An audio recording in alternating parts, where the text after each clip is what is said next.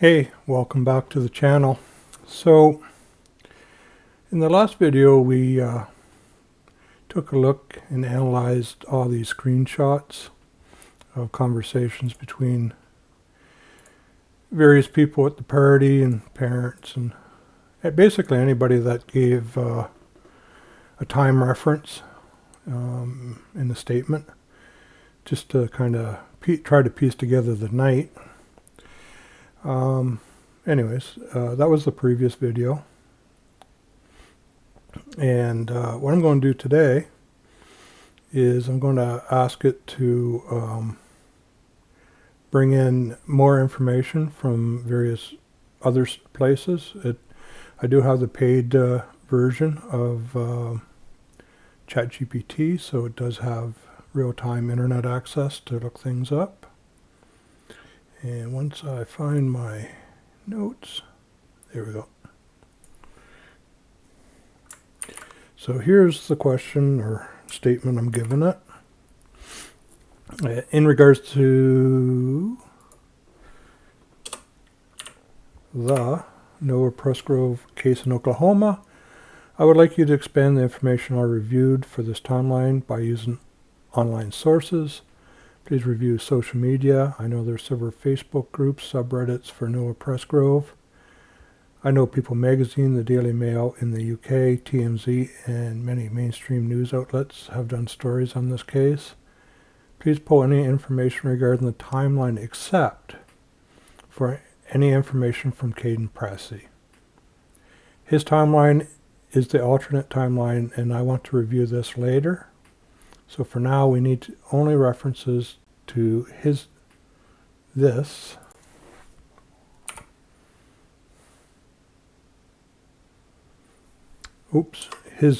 guess I was right the first time, not included.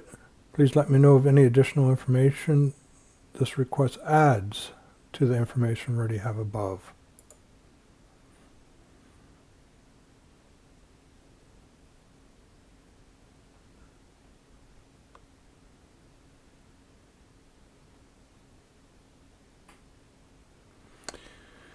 All right, expand on the previously reviewed timeline of events surrounding the tragic death of 19-year-old Noah Presgrove in Oklahoma.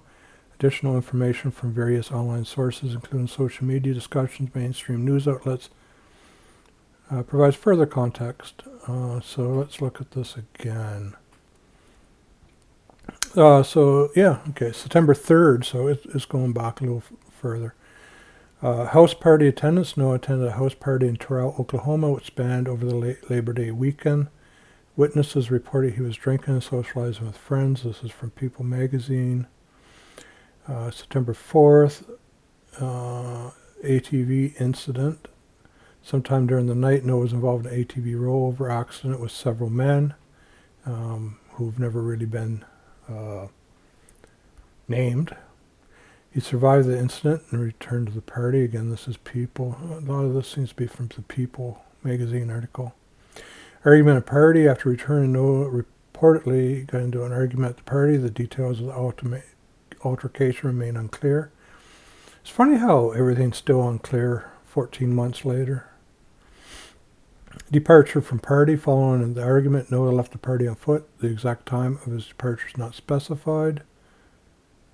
September 4th, about 6 a.m., body discovered. A truck driver discovered Noah's body along the highway. He was found naked, only wearing mismatched shoes, severe injuries, including a split skull, fractured spine. 911 call. The truck driver placed a call. Upon discovering the body, the exact time of call was reportedly shortly before 6 a.m. Yeah, what was that? It's like 6:53, I think, or 5:53, sorry, I think it was. September 4th, family notification. Noah's family was notified of his death in the early morning hours. His brother, Dalian, recalls receiving a call around 7 a.m. Arrival on scene. Family members, including Dalian and their father, Victor, arrived at the scene shortly after being notified. They observed Noah's body covered with a sheet with blood pooling near his ear. Timing events. There are discrepancies regarding the exact time of key events such as the 911 call and the family's notification. Some reports suggest 911 call was made shortly before 6 a.m., while family members recall being notified around 7. Details of the ATV accident: well, it's confirmed that Noah was involved in the ATV rollover. The specifics of the incident, including the identities of the other individuals involved and the circumstances leading up to it, remain unclear. Argument at the party. Reports indicate Noah had an argument at the party before leaving. However, details of the nature of the argument and individuals involved are not specified. State of undress. Noah was found naked, wearing only mismatched shoes. Reasons for his state of undress and the origin of the mismatched shoes are unexplained. Cause of manner and death. The autopsy revealed that Noah died from multiple blunt force injuries, but the manner of his death is listed as undetermined. Authorities have stated they are not investigating the death as a murder, leading to confusion and concern among family members and public. These inconsistencies have fueled ongoing discussions and speculation on social media platforms, including Facebook groups, subreddits. For Noah, family members have expressed frustration over lack of clear answers and have hired a private investigator to further explore the circumstances. Mainstream news outlets such as People Magazine, Daily Mail, By excluding information from Katie Pressey, this timeline is focused on the widely reported event statement from other sources. The inconsistencies noted above underscore the complexities of the case and the challenges faced in uncovering the truth. After 14 months, you think a lot of basic questions would be easily answered. I mean, most things are easily explained. If you ask a child, let's say, who ate the cookie type thing. Like, if you hear about the Cookie Monster and Big Bird and all this kind of stuff, like, you're kind of, they're probably misleading you. You know what I mean? When it would have been a simple yes or no answer, to be clear. Anyways, what else can we ask this? Can you check any other online sites for additional information regarding this timeline?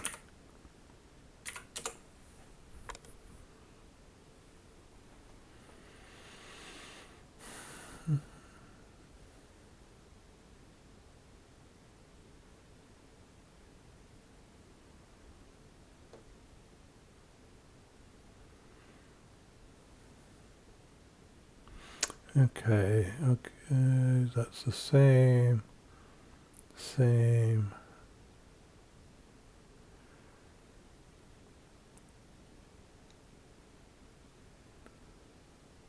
So we got some okay.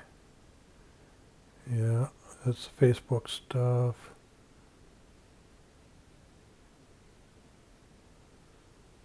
Facebook, okay, so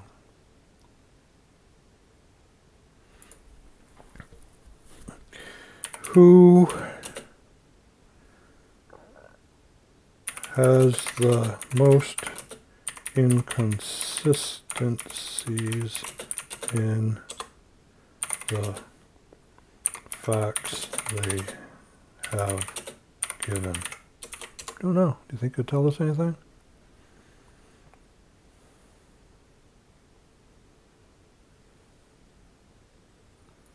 Based on the information gathered, Caleb Newton appears to have the most significant inconsistencies in the facts he's provided about the actions and location during the early morning hours when Noah's body was discovered. Here's a breakdown of the inconsistencies. Caleb Newton's key inconsistencies: timing and location. Statement 1, Caleb said he was at home preparing the boat when he got a call around 6:05 a.m.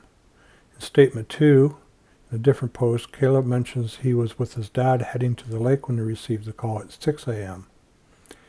Statement 3, another comment states he was already on his boat at 6 a.m. when he got the call. In statement 4, yet another account mentions that he took his wife's vehicle around 6:05 to pick up his dad after receiving the call. These statements present a different location and time in each event. Caleb alternates between being home, on the way to the lake, and on his boat, and in his wife's vehicle, all around the same time. The lack of clarity on his whereabouts and the exact timing of these calls raises questions about his role and whether he could be trying to control the narrative. Relationship with Jack and knowledge of events. In multiple statements, Caleb seems to shift between knowing about the events involving Noah and being out of the loop until the call came through. His interactions with Jack are unclear. In some statements, he mentions Jack informed him of Noah's death, but in others, he claims he heard it from someone else. Conflict. Caleb's shifting narrative about how he learned of Noah's death and the relationship with Jack suggests either a lack of honesty or a failure to communicate his involvement consistently. Yeah, what's this? Other individuals with inconsistencies. While Caleb's inconsistencies are the most prominent, there are other individuals with conflicting statements as well. Jack Newton's discovery of Noah's and actions thereafter. Jack claims he found Noah's body around 6:05 a.m., yet he alternates between saying he went to bed early for an early fishing trip and being the first person to find Noah. He mentions going back to the house to inform Carter and others, but doesn't line up with other statements suggesting knowledge of the incident was circulating earlier. Yeah, everything I've seen, like, certainly, people seem to have been aware of something was wrong. I'm not going to say, they know everything, but, why are your parents being called, especially the Milans, 15 to 30 minutes before Jack came back? Based on that timeline, it would have been about 6:15. And I believe it was 5:45 to 6 a.m.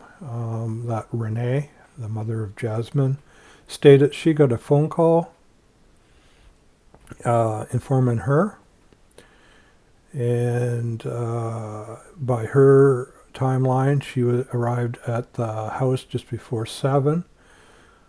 So, it does line up, like, she said it was a 45-minute drive, and, if she was notified, 5:45, then, yeah, it makes sense that she could have been there. But, I don't think Jasmine was the only one up. Like, there's a lot of people that, are up and about, but nothing's being said. I mean, we have statements stating that Avery and Braylon were out looking. Others that Carter was out looking. So,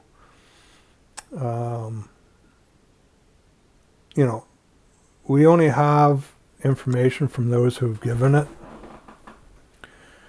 But anyway, it's interesting. I certainly concur. There does seem to be some knowledge prior to 6:05 of something up. Conflict. Jack's timeline of finding Noah going back to inform others in his own sleeping schedule create ambiguity around his actions and level of involvement. The shower incident. And before we get into this, it was like 2:40-ish that they claimed there was an ATV accident, and 3 o'clock he was back at the house, and then he went missing at 3:30. And, the stories being told, just, at least to me, aren't believable. Maybe some of it happened, but, for a 30-minute period to shower and have some noodles and get into an argument and run around naked I don't think all these stories are factual. If it is, it's the quickest 30 minutes ever.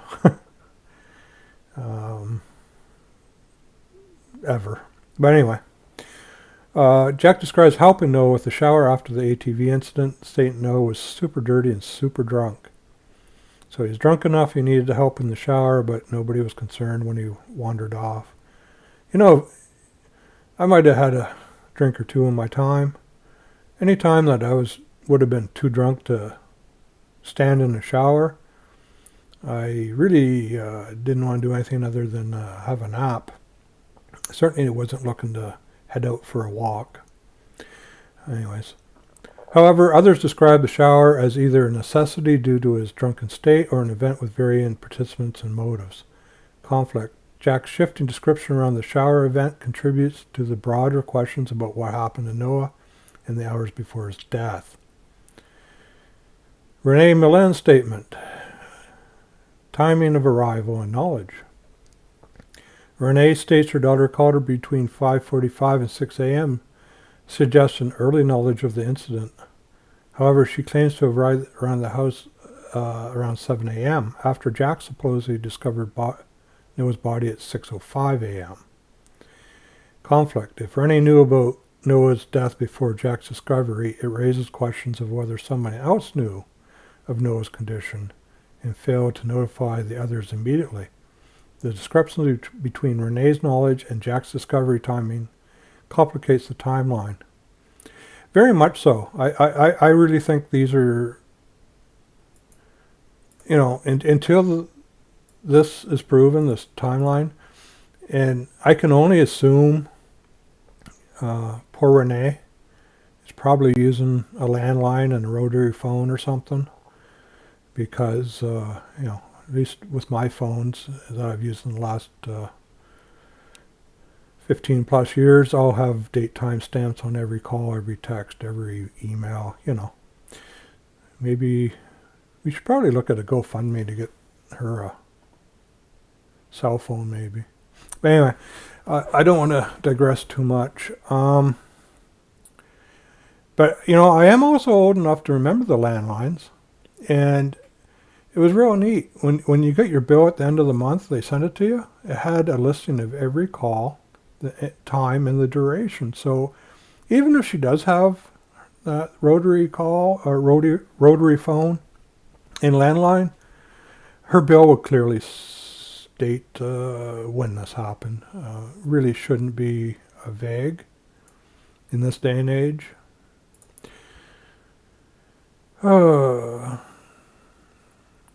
If Renee knew about Noah's death before Jack's discovery, it raises questions of whether somebody else knew of Noah's condition and failed to notify others immediately. I really am curious about this one. Especially since, dwell on this for a second, they say he wandered off at 3:30. You got Jasmine at 3:41, 11 minutes later, sending a Snapchat or text at 3:41 saying no, it's missing. I don't know. I don't usually consider people missing in 10 minutes. I'm different, maybe. I don't know. But at 6:41, he was missing. And then she's calling, by her mother's own admission, she was notified before Jack discovered Noah. So, I think a lot could be cleared up with just a proper statement around some of these questions. I really don't think this needs to drag on for years. These should be easy things to show, prove, dates, time stamps on your stuff. But so, in my mind, anybody that hasn't provided proof of where they were and what time things happened, they're deliberately trying to not share. That's just my opinion. I certainly wouldn't have any issues if one of my child's friends had an unfortunate accident after leaving my place, I certainly would be at the funeral. I would show and give any information that I could, period. But maybe the circumstances are different here. Anyway, summary. While these are inconsistencies across various accounts, Caleb Newton was the most frequent and significant contradictions in his statement, especially regarding his location, time, and actions after learning of Noah's death. Jack Newton also has notable discrepancies, particularly around his discovery of Noah and the events that led up to it. Renee's account introduces some ambiguity, but is less frequent and may be due to timing rather than conflicting versions of events. These inconsistencies suggest that either there was a breakdown in communication among the witnesses, I guess in my mind, didn't get your story straight, or some individuals may be intentionally adjusting their narratives, possibly to deflect suspicion or control how the events are perceived. Caleb's frequent changes in the story in particular warrant further scrutiny, as they complicate the timeline significantly.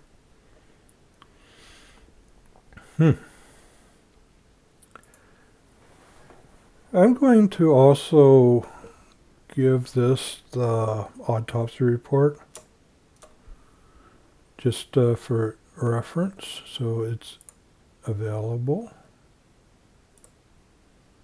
Just give me a second.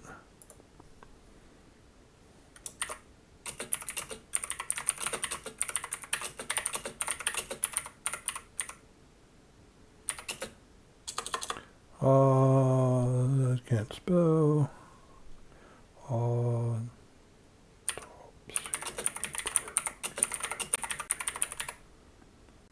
Yeah, I just don't know what I'm talking about. It does well with Control V. Here's the PDF. I think I can do it this way, maybe not. Let me try a different way. No. Something went wrong. Okay, let's try again. I'm going to give it this here, autopsy report.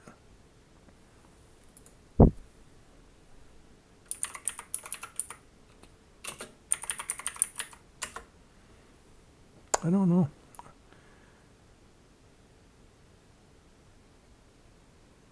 There we go. No. All right, so it's not liking that. No, I think it's the way I'm doing it.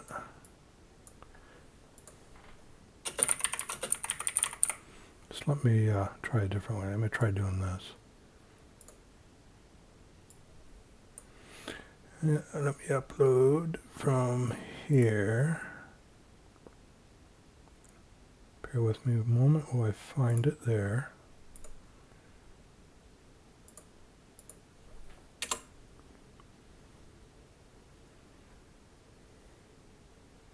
So yeah, I know most of you already know this, so I'm not going to spend a lot of time in it. I just wanted to feed it into this AI for reference material.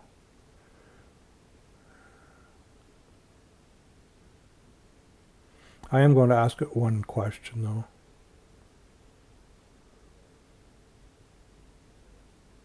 Alright, so you can see it's gave us quite a little report on that. I'm just going to ask it a basic question. Based on the injuries reported, what would be the most likely way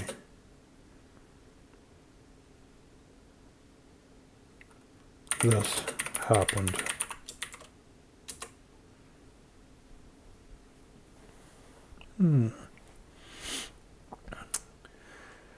So, alright, let's just give this a read.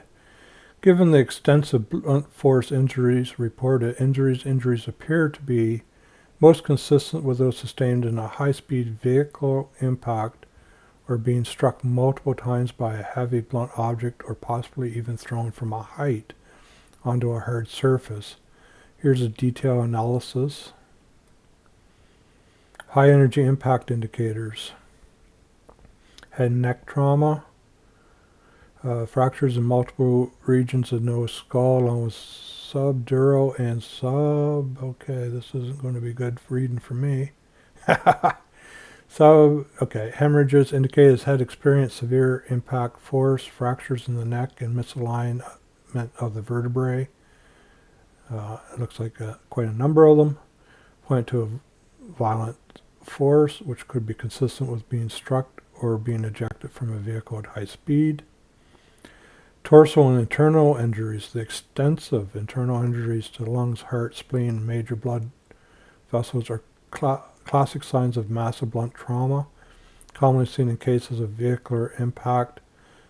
Such injuries could also occur if he were in a run over or impacted by an object of significant force multiple times, causing crushing type injuries.